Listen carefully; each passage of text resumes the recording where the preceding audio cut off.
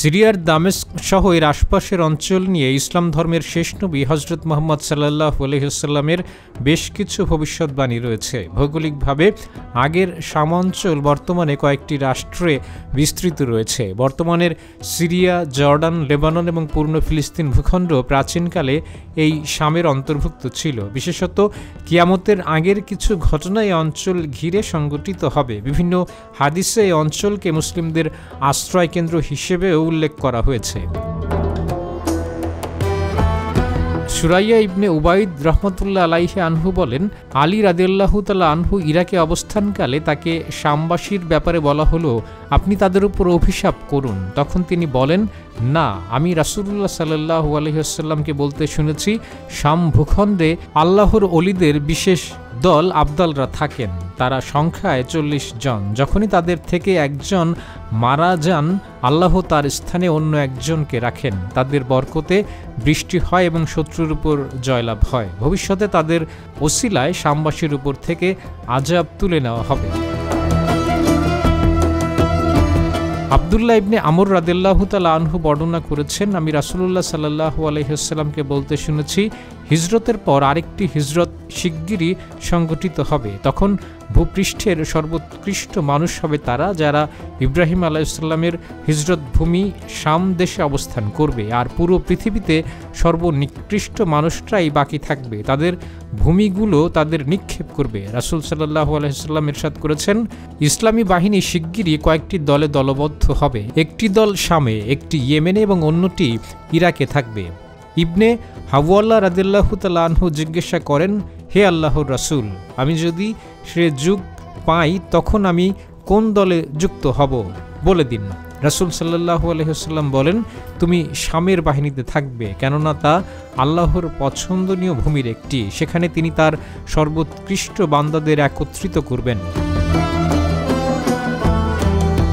আবু দারদা রাদিয়াল্লাহু তাআলা আনহু সূত্রে বর্ণিত, রাসূল সাল্লাল্লাহু আলাইহি ওয়াসাল্লাম ইরশাদ করেন, মহাযুদ্ধের সময় মুসলিমদের ছাউনি হবে গোতা শহরে, যা দামেস্ক শহরের পাশে অবস্থিত। এটি শামের উৎকৃষ্ট শহরগুলোর একটি। অন্য বর্ণনায় রয়েছে, রাসূলুল্লাহ সাল্লাল্লাহু আলাইহি ওয়াসাল্লাম ইরশাদ করেন, অচিরেই তোমরা শাম বিজয় করবে। যখন তোমরা সেখানে বসবাসের সুযোগ পাবে, তোমরা দামেস্ক নগরীতে থাকবে।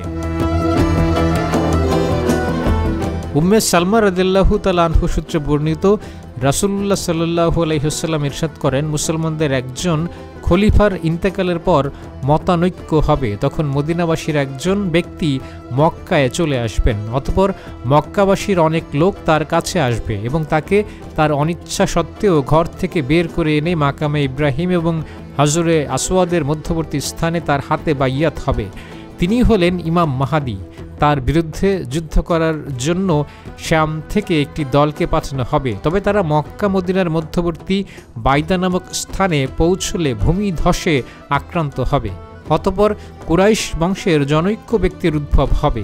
কালব গোত্র হবে তার মাতুল গোত্র। সে তাদের মোকাবিলায় একটি বাহিনী পাঠাবে। যুদ্ধে মাহাদির অনুসারীরা কালব বাহিনীর ওপর বিজয়ী হবে। ইসলাম সারা পৃথিবীতে প্রসারিত হবে। অতঃপর তিনি 7 বছর অবস্থান করার পর মারা যাবেন। কেউ কেউ বর্ণনা করেছেন তিনি 9 বছর অবস্থান করবেন। একটি হাদিসে দাজ্জাল সম্পর্কে বর্ণিত হয়েছে। তাতে রাসূলুল্লাহ সাল্লাল্লাহু আলাইহি ওয়াসাল্লাম ইরশাদ করেছেন, দাজ্জাল ইরাক এবং শামের মধ্যবর্তী এলাকা থেকে বের হবেন এবং ডানে বায়ে গোটা পৃথিবীতে ফ্যাসাদ সৃষ্টি করতে থাকবে। দীর্ঘ হাদিস বর্ণনার এক পর্যায়ে নবী করিম সাল্লাল্লাহু আলাইহি ওয়াসাল্লাম বলেন, দীর্ঘ 40 দিন ধরে দাজ্জালের অনিষ্টতার পর ইসলাম ধর্মমতে মহাবিশ্বের স্রষ্টা আল্লাহ ঈসা ইবনে মারিয়াম আলাইহিসসালামকে পাঠাবেন। তিনি দামেস্কের পূর্ববর্তী এলাকার শুভ্র মিনারের কাছে আসমান থেকে 2 জন ফেরেশতার কাঁধে চড়ে অবতরণ করবেন। তখন তার শ্বাস প্রশ্বাস যে কাফেরের গায়ে লাগবে সে মারা যাবে, আর তার দৃষ্টিসীমার শেষ প্রান্তে গিয়ে তার শ্বাস প্রশ্বাস পড়বে। তিনি দাজ্জালকে তালাশ করবেন, অতঃপর শামের বাবে লুদ নামক স্থানে তাকে হত্যা করবেন।